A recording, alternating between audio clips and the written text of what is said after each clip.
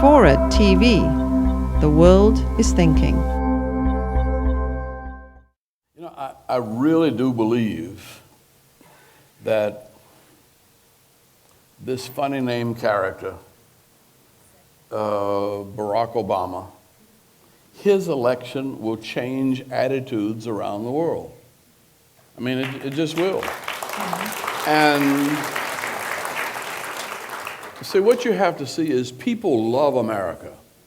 Their hopes are in America. The women in Saudi Arabia want to be free like the women in the U.S.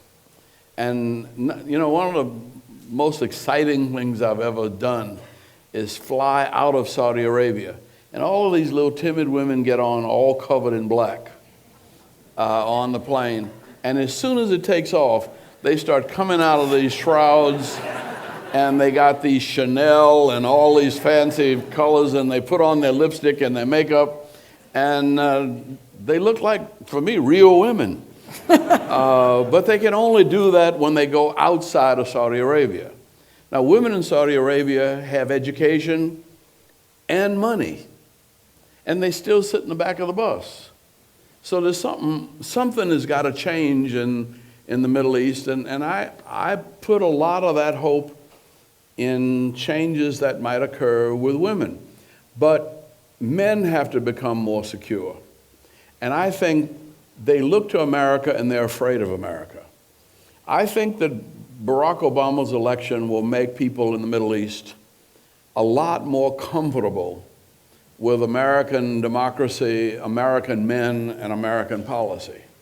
Now, how that will change, I don't know, but almost immediately, I think it will change the stock market, as I said this morning.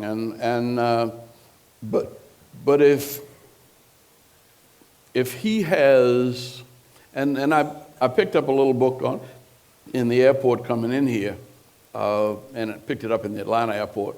It's Obamonomics, by, I think the guy's name is John Talbot. He was at Goldman Sachs and wrote a book predicting the housing market crash, and was teaching at the business school at UCLA, I think. But he talks, it's the first thing I've read that defines the effects and the impact on the world of bottom-up economics rather than trickle-down economics. And as far back as Hubert Humphrey, he used to talk about percolator economics, but nobody ever wrote a book about it.